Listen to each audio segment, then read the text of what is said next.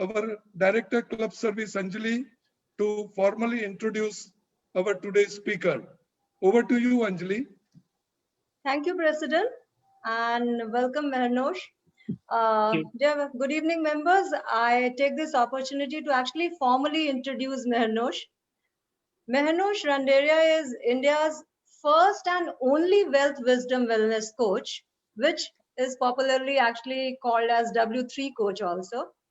He believes that everyone is capable of living the best version of their life and is dedicated to guiding people towards prosperity and abundance in the three W's of life, which Nitin just mentioned: wealth, wisdom, and wellness. In addition to being an internationally certified NLP trainer, Mehrnosh is also Mumbai's first certified trainer in getting things done. What an unusual thing to be certified in. India's first certified Braineval facilitator from Think Genius Institute of Thinking, and India's first licensed trainer of emotional fitness gym. Wow. If that was not all, you'll be surprised that Mehrnosh, believes in continuously learning and evolving, but on the hindsight, he is also a chartered accountant, a certified financial planner, associate certified coach accredited by International Coach Federation. And if that was not all, as you can look at him and make out, a certified trainer of physical fitness from K11 Fitness Academy. So, we are impressed is an understatement. I think without wasting any further time, ladies and gentlemen, presenting to you a wonderful session from Mehrnosh Randeria. Over to you, Mehrnosh. Thank you. Thank you very much, fellow Rotarians. Thank you, Nitin. Thank you, Anjali. Thank you for having me here. And happy Women's Day to all the beautiful ladies here. And like Nitin said, we are proud to have W's in our lives. And let's look at the other three W's, which is the wealth, wisdom, and wellness. Before I get into the session, I also want to thank Anjali and Nitin and everyone on the club that I have always been busy on Mondays, so I cannot attend the sessions. And when I said that I can't make it on Mondays, Anjali and Nitin were kind enough to schedule a session specifically on Tuesday. So thank you so much for having me on board. So friends, I'll also share my screen for slideshow as well. We're talking about W3, which is the confluence of wealth, wisdom, and wellness. What do you think? Which of this is most important to you in your life, and how should it be balanced? I would like to keep it interactive, by the way. So please feel free to share, to talk, or just type in the chat box as well.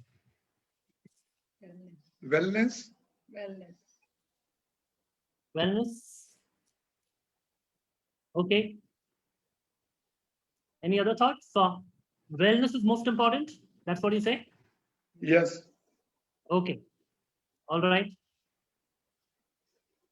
Also wellness. Any other thoughts? You can type in the chat box if you think you have any other views. Okay, good. Most of you are saying wellness.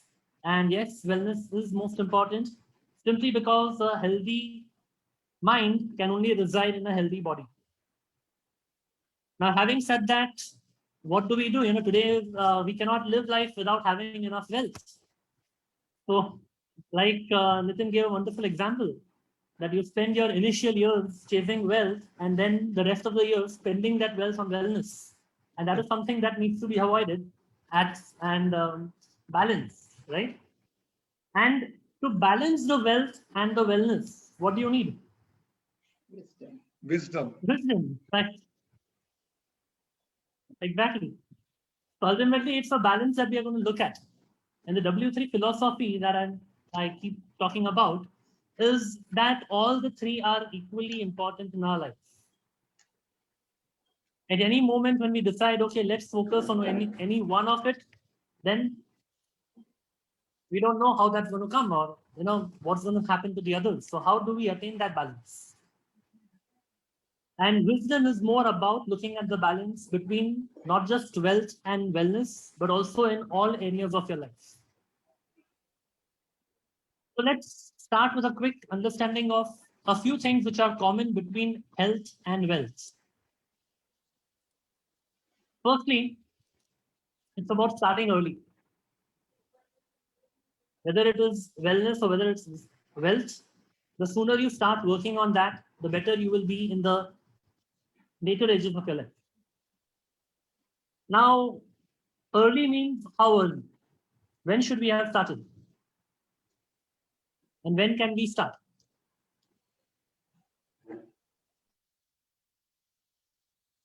Nitin, you're on mute.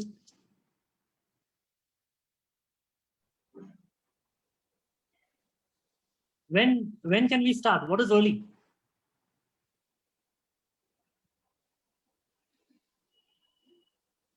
You know, there is a Chinese, Go ahead. there is a Chinese saying that says that the best time to plant a tree was 20 years ago. And the second best time is now. So like we say, jab jago tab savera. Yes. Early is whenever you can. The sooner you can, the better. Ideally, yeah, bachpan mein shuru kiya hota, so definitely it would have been much better. And if you have, I know some people have already started in the beginning as well. So they will get that added advantage over the others.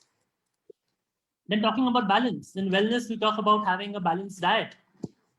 And at the same time, in wealth, it's about managing your funds, your money in a way that allows for something what we call as asset allocation.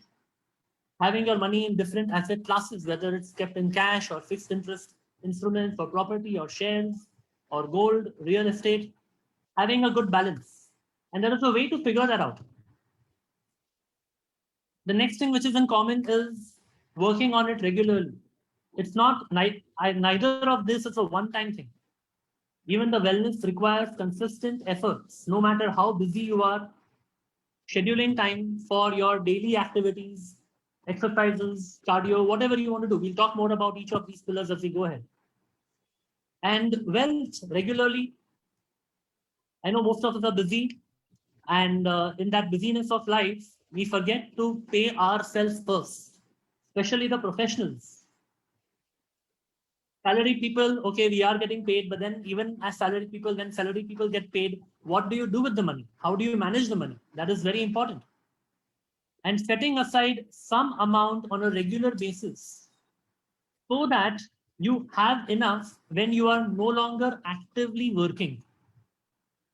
We spend most of our time, most of our initial years working so that we earn money. The real secret to money management is that you save your money, you manage your money in such a way that you park aside a certain funds in, so that the money keeps working for you when you are no longer able to work for money or no longer wanting to work for money. I'm not saying that don't work for money at all. Yeah, do that, but let that be a choice where you don't have to worry, ye month paisa kahan se aayega. And for that, you have to develop that corpus, that wealth that is required in your old ages as well. The other thing which is common in wellness and wealth is liquid. When it comes to wellness, we talk about having water, keeping ourselves hydrated. When it comes to wealth, it's about ensuring liquidity so that we have enough cash available whenever needed, whether it's an emergency situation or whether it's a planned funding of our goals in life. I'll tell you more about the goal-based funding as well. But that is about having the liquidity when we want. Sometimes our wisdom sometimes comes in the way and tells us that we should invest in property or in shares. Yeah, they are good avenues to invest, and we should have that balance of investing in that. But what if when you want the money, the market is not that lucrative and you may have to sell in a loss? Then you're compromising on the profitability, on the money-making ability just because the liquidity is not there right now. The other thing is the expert. A study says that people are very well aware about the requirement of health checkup when it comes to the financial health. Sorry, when it comes to the physical health. Annual health checkups and all sorts of health checkups are required. But when it comes to wealth, how often do people actually do a health checkup? How often have you been to a financial advisor, even if you think everything is good, hunky dory, to just check and remap yourself? Okay, where do I stand as far as my finances are concerned? So approach the expert, and the right expert in both the domains are who you know. Right. And the objective is that in the old age, you are still as wealthy and healthy as you were in your young age. And this is not something that you wait to start working on in old age. The sooner you start, the better it is. So that's something about the similarities between wealth and wellness. Now, taking a cue from the fact that most of you said that wellness is most important. So with that, let's begin about wellness. How do you ensure that you are kept healthy and fit throughout your life? Firstly, the importance of wellness is that a healthy mind can reside only in a healthy body, and that's why it's important to have a healthy body. But when we talk of healthy body, let me ask you a few questions, and I want you to type the answer in the chat box. Are you healthy?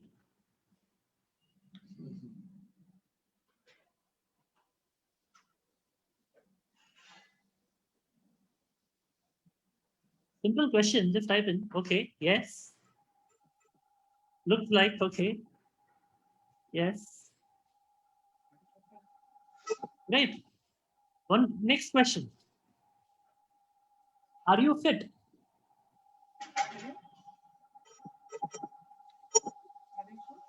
Good. Yes. Sort of. No. Same. Yes. Yes. Okay. So good. So you have answered both these questions, and that means that you are aware about the difference between being healthy and being fit.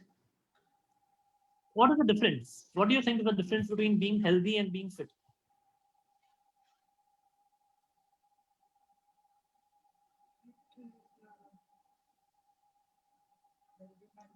Are they the same thing or are they different things?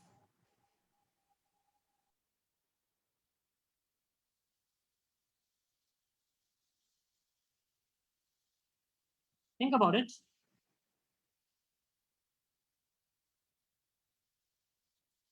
Fit is more broader term. Yes.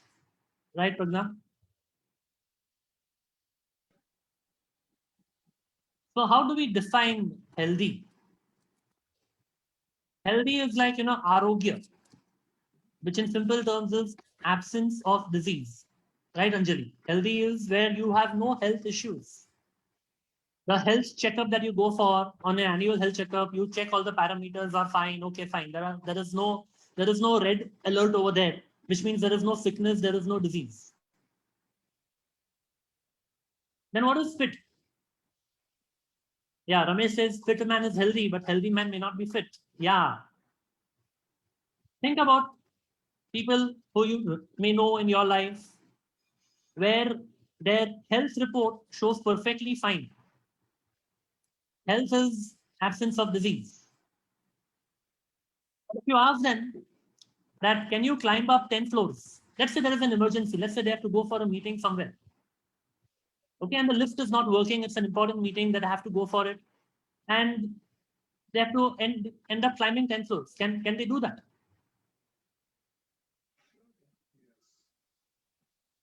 If you have to lift up a heavy load, let's say something falls on a near and dear one and you have to lift that up. Are you able to do that? That is what is fit. So fitness is swasthya, which is in terms of the general terms. What is fitness? What is swasthya? How do you define it? General physical preparedness. Health can be monitored by by very objective parameters of sugar levels, blood cholesterol, all the things which are there in a typical health report. But fitness is something that requires you to be generally physically prepared. Whenever the need be, can you do it? So fitness is not about having the energy levels that are required whenever you need them. And simply having no disease is not necessarily a sign of fitness. Yeah, Dr. Akshay says that healthy is absence of disease as well as fit. Yeah, that would be ideal. So you are actually the global wellness is both. Physical wellness, when we talk about, is both health and fitness put together. What about mental health? Yes, that is another aspect which we'll talk about as we go ahead. Right now, we are addressing the body part, the body aspect of the wellness, which is the physical wellness. So, what exactly is this general physical preparedness? How do you achieve that? So, in today's scenario, we've been talking a lot about staying safe. Stay home, stay safe. But SAFE is actually also an acronym for General Physical Preparedness. And that is strength, agility, flexibility, and endurance. Can we work on these aspects of our physical fitness? Strength is the ability of the muscle to, to carry as much weight as is needed. And endurance is your cardiorespiratory endurance, your muscular endurance, how much you can move yourself without getting tired. Now, what is the difference between agility and flexibility? Flexibility is how much you can actually twist and turn your muscles to the maximum range of motion. Now, range of motion is whatever our muscle is capable of doing. If we are capable of stretching our arms all the way up, are we all able to do it? Now, arms is simple, but what about twisting on the hips? That is all about flexibility. So all your joints and movements are joints are working properly. Agility is the physical agility is in the moment, like when you are in sports. The way the sportsmen are agile, they are able to move from one point to the other. Now you may say, but I'm not in sports. Let's say you are walking on the street and there are some children playing around, and somebody just throws a ball, and you notice through your peripheral vision that a ball is coming. How quick are you to adapt to that? How quickly can you shift? Maybe you're crossing the road, you're on the divider, you step down and a car comes. Immediately, are you able to come back? These are the things which test your agility. So general physical preparedness is about working on these aspects of your wellness. And the mantra to that is red. We remember that old ever ready ad of the battery, give me red. So this red is basically the tripod of fitness, where the R stands for rest and recovery. People think that it's important to work out and have a good nutrition. Of course, that is important, but I've put this one number one over here as rest and recovery because that is most important. We may be busy, or we may even be busy working on our physical health, but we cannot do that at the cost of taking rest. Because if you don't take rest when you need it, you will need to take a break to take a rest. So rest matters so much that the rest doesn't matter.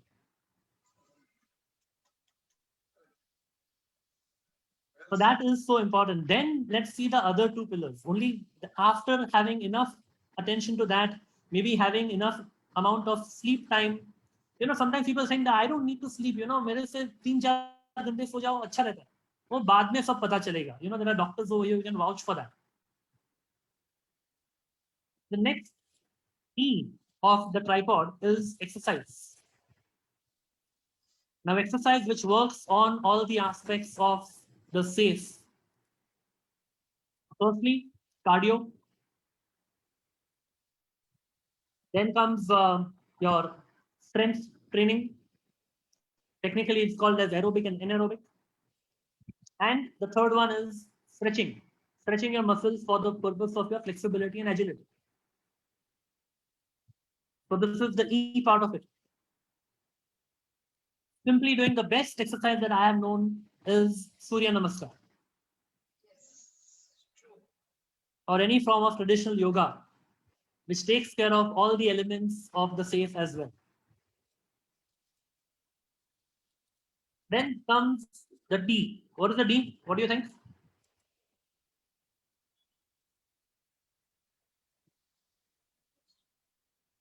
Yes, diet. So diet is paying attention to the nutrition and feeding your body in a nutritious way with the right kind of nutrition. The nutrition itself can be a vast subject which we can spend entire days together. But broadly speaking, having a good, healthy balance of all the essential nutrients, which is proteins, carbohydrates, fats, vitamins, water, all of this. So, if you were to rate yourself on your physical wellness based on whatever we discussed so far, how would you rate yourself on a scale of 0 to 10? You can type in the chat box.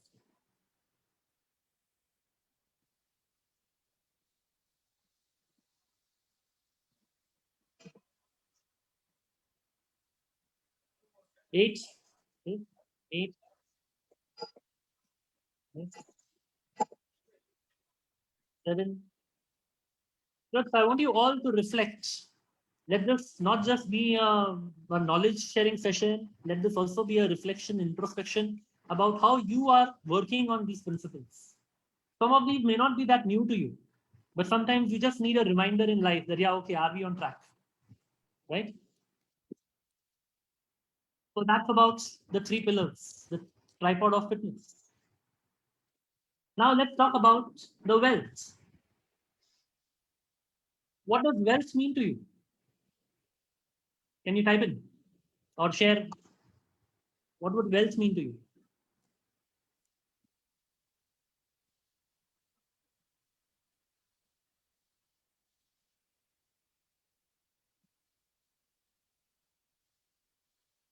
And how important is wealth? Fulfilling life desires, nice. Being able to sustain a comfortable standard of living. Yeah. How important is wealth? Out of the 3 W's, having enough to fulfill your desires. Just enough? Okay. What else? How important is it in the equation of the balance? Is it equally important or is it less important?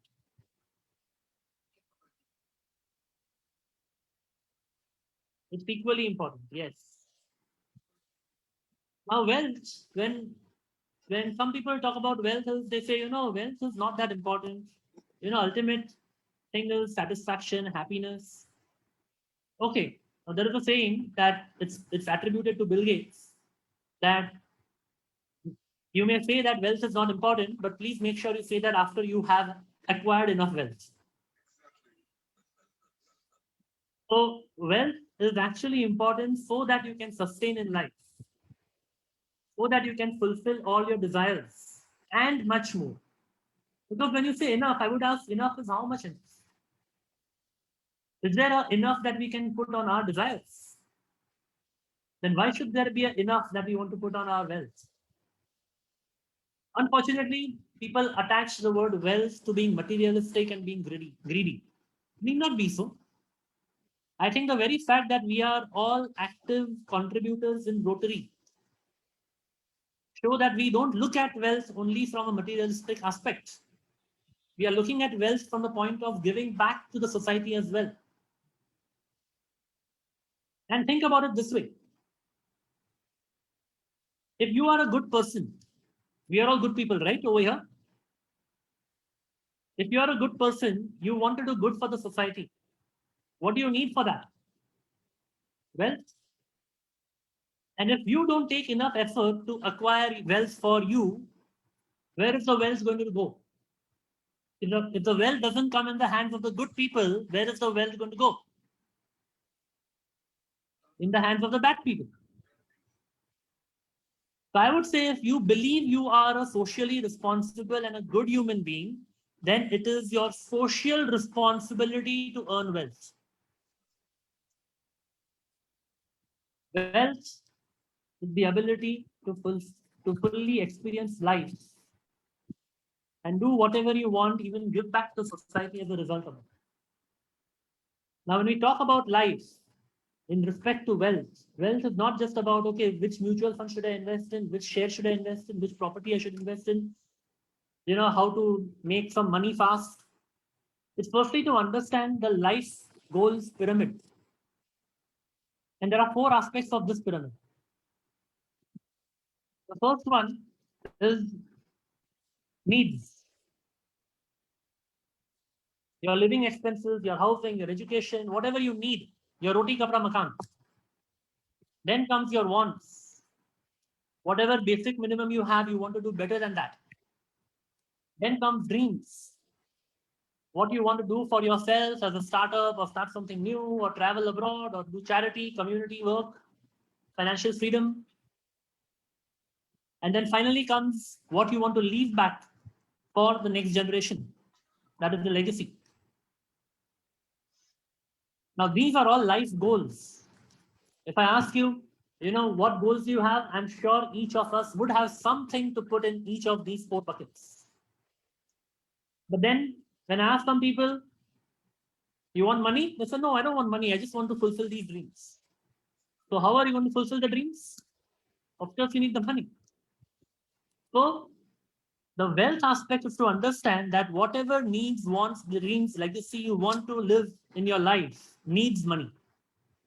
And that is where you need to have that balance of having enough wealth so that you can fulfill this pyramid. Some technical aspects of wealth creation is understanding the real financial resources. Real here stands for revenue, which is your income earning capacity, how much you're earning. Your expenses, that is the E. The A and the L stand for assets and liabilities, which is how much you have and how much you have to give somebody. Your difference between your revenue and expenses is called as your savings, how much you are able to have as a surplus on a month-to-month basis, which probably you can invest so that you allow money to work for you. And your assets minus liabilities is known as your net worth, which is a barometer of your financial success, you would say. How much are you having at any given point of time? So the 3M formula when it comes to making money is about, or earning money or managing your wealth, is about making money, managing money, and multiplying money. Now this itself can be entire 2-day session. But just to kind of give you a reflection on, where do you think you are on each of these elements? Talking about wealth, one more thing I want to address is what is financial well-being.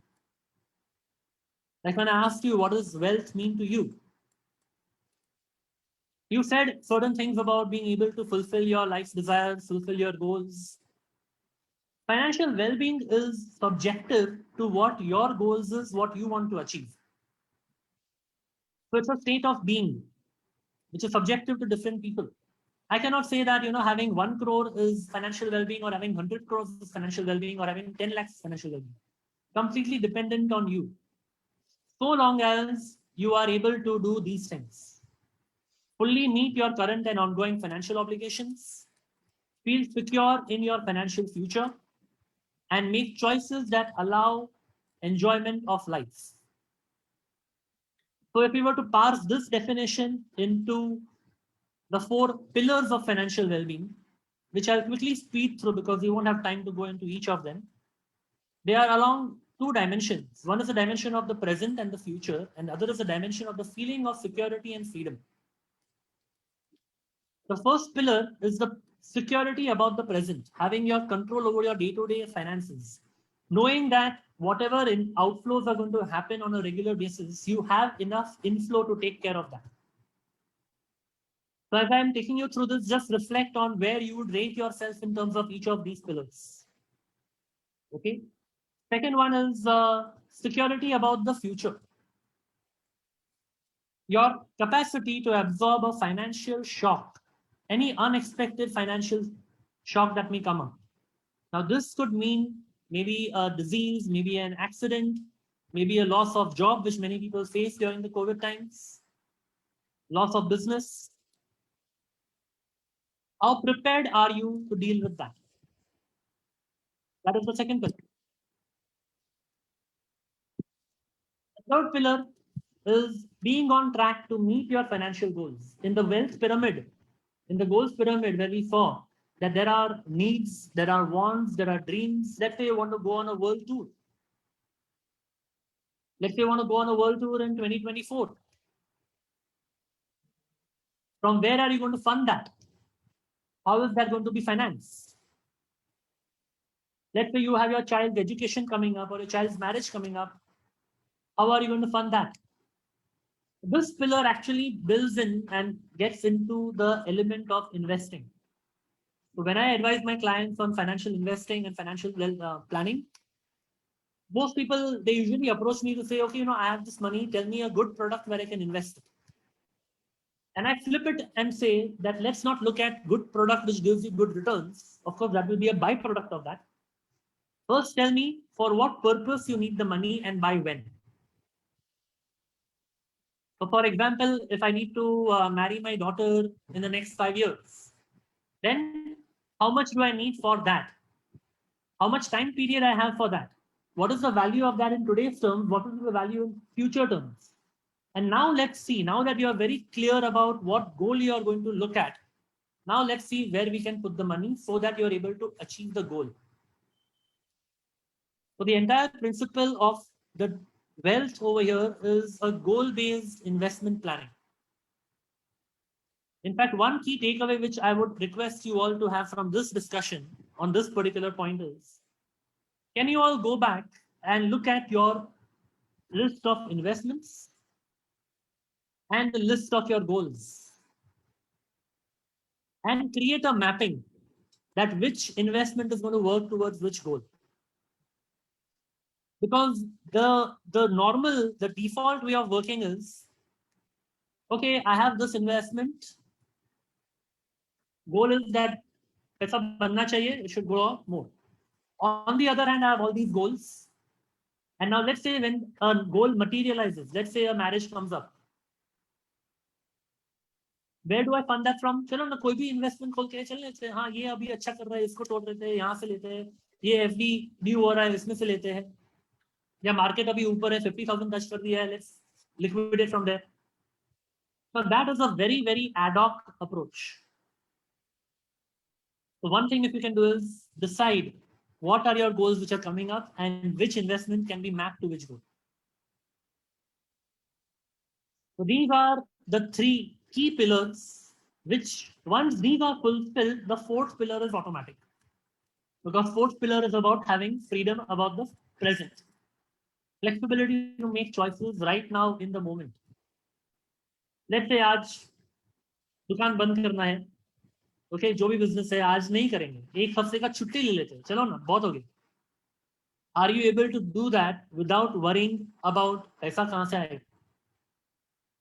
Or maybe just, let me just go and treat my family to a 5-star dinner or a brunch this Sunday. That is the flexibility that can happen once the other three pillars are taken care of. Or maybe someone who's in job, I'll take a sabbatical from work. Let me relook at my life, where I am, where I'm going. चलेगा, कर सकते हैं क्या? That is pillar number 4. So quick check. Where do you stand in these categories? Another thing which people often ask or complain about is that, I look at a lot of studies about markets going up and a lot of WhatsApp messages floating के 20 साल पहले अगर विप्रो का stock लिया होता तो अभी तो इतना करोड़पति बन गए होते. Right? But we spent our money in this particular stock and this happened and that happened. Now, whatever data you are getting, that ये investment ने इतना कर दिया, Sensex में, you can make lakhs and crores of rupees. Tell me, how many people who would have bought that Wipro stock 30 years back actually made that return?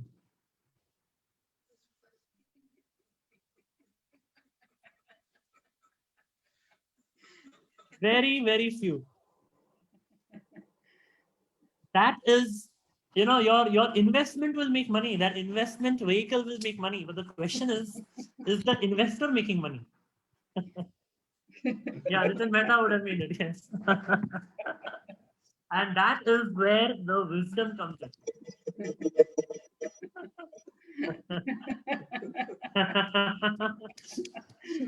So Nitin sir, our club knows you very well. That's just the truth of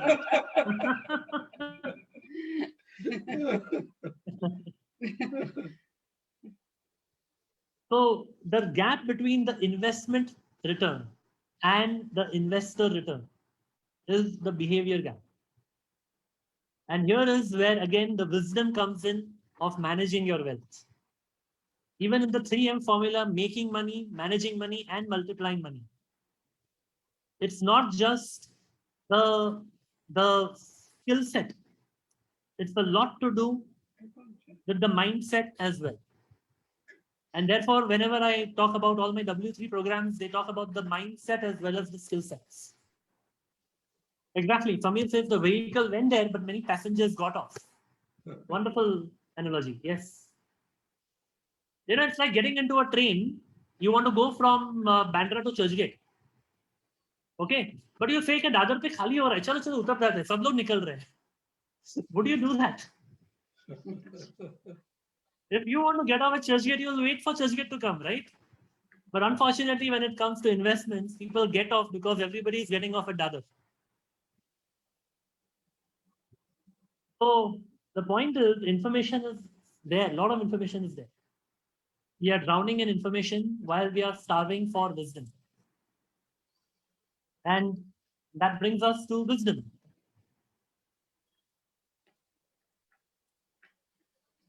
Okay, I had thought of sharing my profile, but Anjali has already shared it, so I'll skip this. That is a quick mind map about me,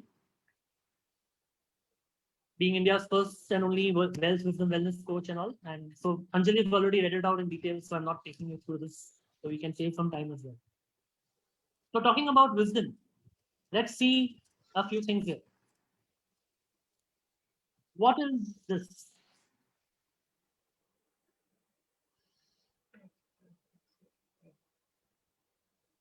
The accelerator, brake and clutch, right?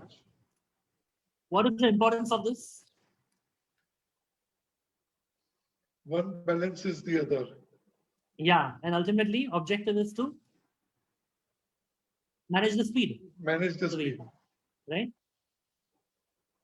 We have the gear also to manage the speed. Yes. What does the steering wheel do? Guide you. Guide you, controls the direction. Right? Now, which of these are most important? All are important. All are important. What is more important than this? Brake. Brake is important. Yeah. What is more important than all of this?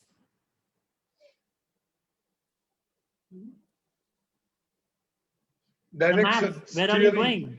Steering. The nut behind the wheel. Yeah, the wisdom of the driver. Yeah. So the first two over here in this slide, you see, are governing the speed, while the other two are governing the direction. Now, speed is important. What is more important is the direction. Speed tells you how efficient you are. The direction tells you how effective you are.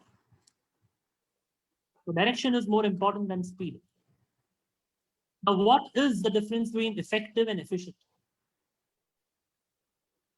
When we're talking about being wise, applying wisdom, it's to understand that what we are doing and why we are doing what we are doing. Because we are getting a lot of things done.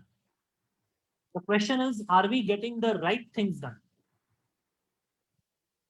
Effectiveness basically is doing the right things which matter the most, things which are most important for my goals, for my higher purpose in life.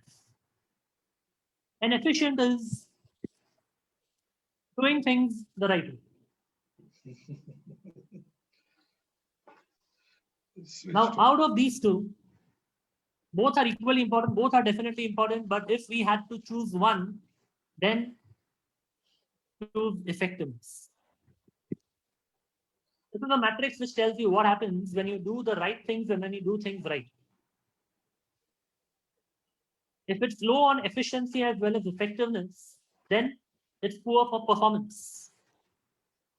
Ultimately, you'll die slowly. If you're doing things in the right way, but you are not doing things which are right, high on efficiency, but low on effectiveness, you're putting a lot of efforts, but you're wasting them. That is in fact worse than the earlier one because it's dying quickly because you're wasting your efforts. High on effectiveness, doing the right things, but probably not doing them right. You're losing some opportunities, but at least you're going on the right path. You will still survive. Peak performance comes with the right high mix of efficiency and effectiveness, which is where success comes. So this also, in fact, can be a 2-day session by itself in itself to see whether you are effective or efficient in your life. The thing which is one key takeaway which I want you to grasp from all of this is one of my favorite quotes by Peter Drucker. There is surely nothing quite so useless as doing with great efficiency what should not be done at all.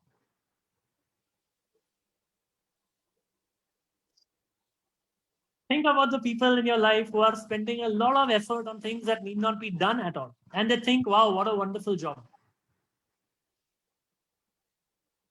One more thing over here. The amount of time that you spend on something does not decide how important that task is. The only thing that decides how important a task is whether it's helping you to achieve some larger goals in your life or not. So here are some items over here on the screen, which are some time-saving devices. Which one do you think is the most time-saving device in your life? Type in the chat box.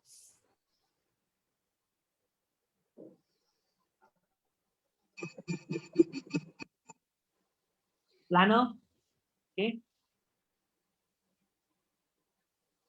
Clock.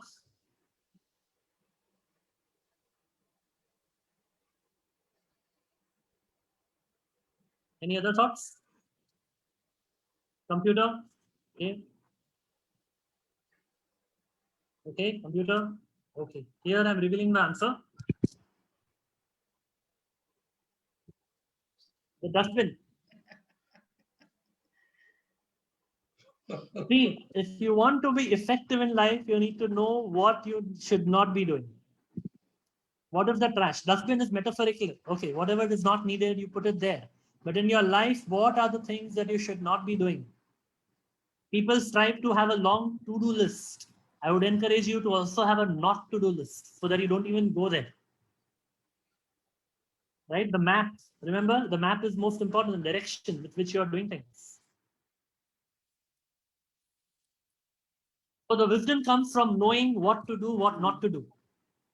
Another aspect of wisdom is also managing your own emotions. So earlier on, someone had put in, what about mental health? Yes, mental health is about understanding your emotions. If I ask you right now, everyone type in the chat box, what emotion are you feeling right now? Please type in.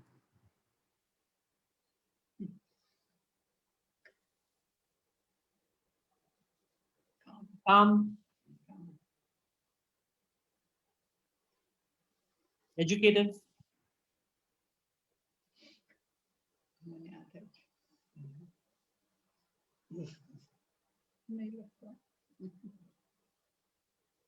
Introspective, calm, nice. How often have you ever paused and asked yourself, what emotion am I going through right now? Do we do it? Very few people do that. Most people are so much into the rigmarole of life. क्या अभी ये किया, अभी वो किया, अरे अच्छा नहीं लगा, तुरंत react कर दिया, blown off in the moment, or getting depressed, feeling sad. Reacting The key to mental health and emotional well-being is about understanding the difference between reaction and response. And the only thing that can help you to do that is by pausing in between and understanding what emotion am I going through. Another myth over here is that avoid all negative emotions. Do not get into negative emotion at all. Can you avoid it? Well, we are all humans. We are a bundle of emotions. Don't avoid it. Acknowledge it. Because what you resist will persist. Exactly. If you want to avoid it and your mind is saying, no, I don't want it, I don't want it, I don't want it, it will come more. Let me do a quick experiment with you. Close your eyes and don't think of a blue elephant. What came to your mind? A blue elephant has to come to your mind because when it comes, then you will say, I will not think about it. You cannot not think of something without thinking about it. It's just a simple principle. I don't want to be sad. I don't want to be angry. मतलब वो आएगा ही because the perception you are having first is sad, angry. Absolutely. I don't want loss. There'll be loss. I don't want obesity. I don't want disease. Instead of that, find out what you want. Your mental self-talk, your thoughts play a very big role in your mental health. Here are some more examples of emotions. If you look up on Google, you search for something called as a feeling vocabulary. You'll find a long list of emotions that we don't even know कि ऐसा कोई emotion होता भी है. Generally, लोगों को पूछो, how are you? How do you feel? They say, I feel good, I feel bad. Well, good and bad are not emotions. Get in touch with your own emotions. That is the first aspect of emotional intelligence. Today, we are emotionally intelligent. So I would say we are intelligent when it comes to emoticons on WhatsApp messages. Emoticons को पहचान लेते हैं, emotions को पहचानते हैं क्या?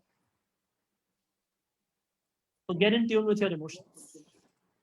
That is one aspect. Another aspect of wisdom.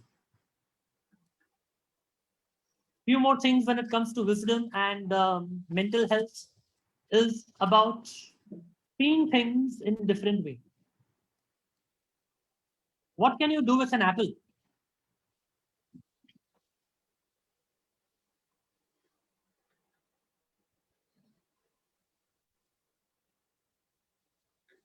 Eat it, right?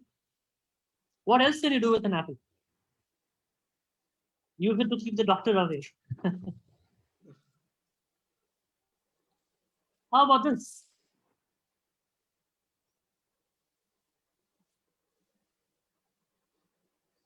So there is lots more you can do with things that you think you can do only certain things with.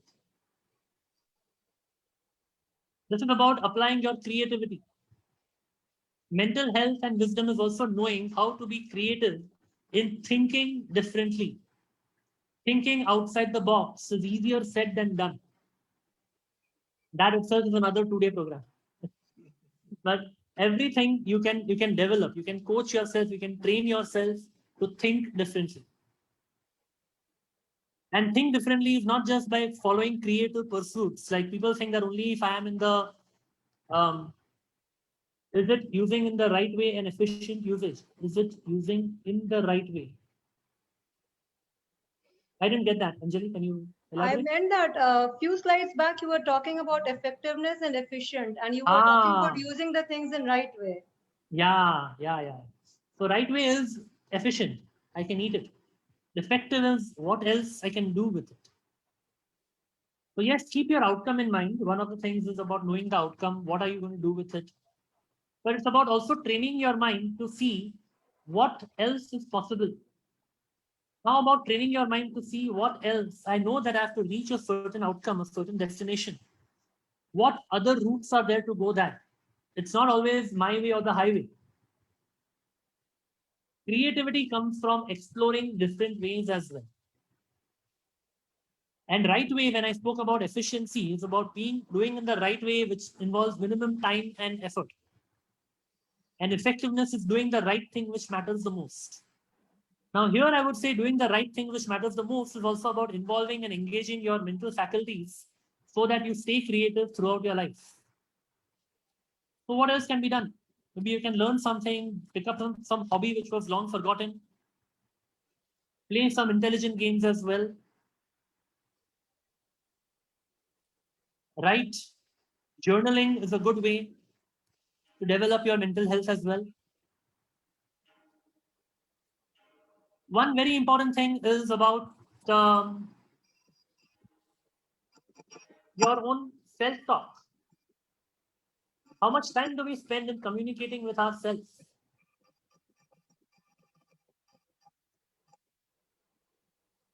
If we were to talk of communication at large,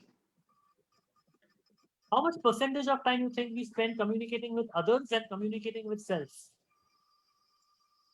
What do you think? Is it 70% with self, 30% with self, 20% with self, 90% with self? What do you think? Type in the chat box. What are your thoughts?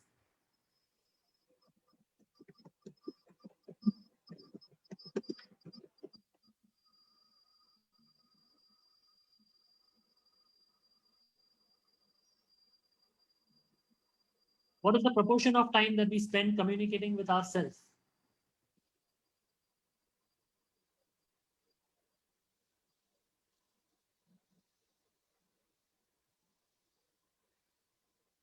%10 with self? In fact, it's the other way around. Almost 70 to 80% of time we spend communicating with ourselves. Now let's understand this. Communicating with self is not about whether I'm an introvert or an extrovert or whether my job is people-oriented or individual-oriented. Communicating with ourselves is happening all the time. Even while you are answering the question which I put, you were thinking in your own head. Some of you are still thinking only one person answered. Others did not answer.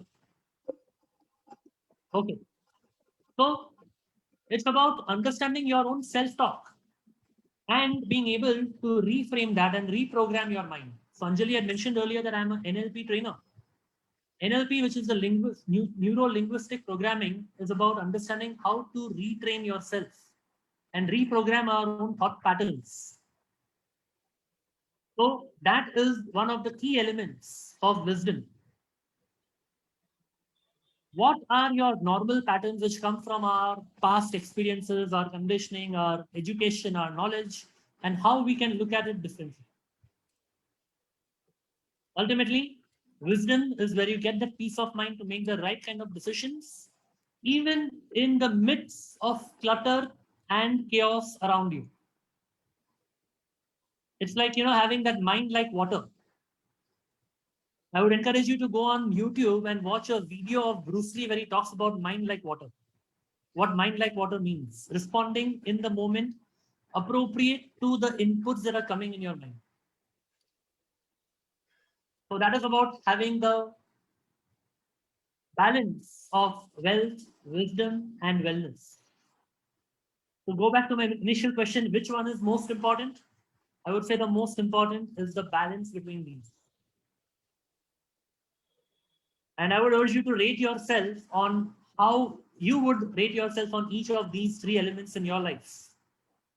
What are those minimum actionable things that you can do as a result of whatever we discussed today? Okay, so we'll stop over here. And anything that you would like to share in terms of what were your key takeaways, your key actionable things that you got as a result of this discussion, you may type in the chat box, please. And this is where you can stay in touch with me. I'm there on social media. Please follow me on LinkedIn, Facebook, Instagram. My website, w3coach.com, where there is lots more about W3 philosophy and the various programs which I do. Some blogs also are there, where I share some thoughts regularly. Okay. Thank you. Thank you.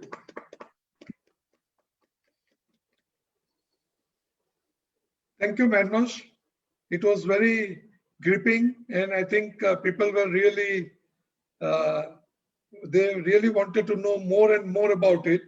I think a couple of times you mentioned again and again that this particular topic needs 2 days session by itself. It seems that I will propose, my end term is coming to an end, but I propose the president-elect who's in the audience to have the entire year next year only dedicated to your lectures. Wow, okay. Sure, I would be glad to contribute to that. Certainly. Thank you. That will solve the problem of all. One Yes, more thing, because you are available on LinkedIn, you are available on Instagram, you are available on Facebook, YouTube, but you have missed one link, and that is Rotary Club of Bombay Airport. yes. I was going to say that. Yeah, yes, I will mention that. I will include that as well, and I'm going to do my President, best you to be part of as many sessions as we can together. Yeah.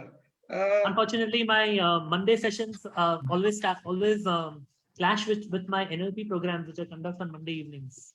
Our president-elect is very dynamic. He will change the entire format of the club just to suit your meetings, and he will keep it on Tuesdays. Well, now I'll have to go to my members to change it first, yeah. While listening to your speech, I also came across one of the analogies which I have learned very early in my age in the schooling days while I was learning typing. I think it has been easily and always taught to the students while coaching the typing that you can type very fast, but without accuracy, that typing has no value. Yes. And so is the case as far as your speed and direction is concerned. Very The good. speed is meaningless if the direction is not good. And Very another good. analogy Yeah. which I came across from my life is that you said that a flood of informations. Now, Warren Buffett, I think, has, you can say, locked himself in a very remotest place in United States, Nebraska, Omaha, where there are no wealth managers, there are no financial managers, there is no capital managers, nothing. And he listens to his own self, his own research. Yeah. I think it was great, and I will now invite our Rotarian Quresh to propose the formal vote of thanks. Over to you, Quresh. Thank you, President Nitin. You've given me this honor. I'm so thankful to you to speak about Manoj and his presentation today. Till today, I only heard of 3 Ws was in cricket, the 3 Ws of cricket. That was Frank Waddle, Everton Weeks, and Walcott. But later on, I learned the 3 Ws was wine, women, and wealth.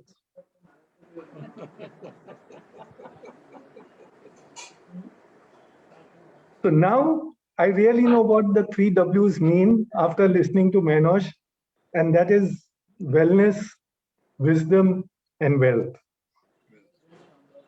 It was so lucidly and was so simply explained to us that I must really commend that Manoj could even do an 8-day, 10-day program in 45 minutes. He has been telling us that each one had a 2-day program, and he could cover all of them in a nutshell and tell us, because he finds us quite intelligent that way, you know, that we can understand in 45 minutes what we would have taken 10 days to understand.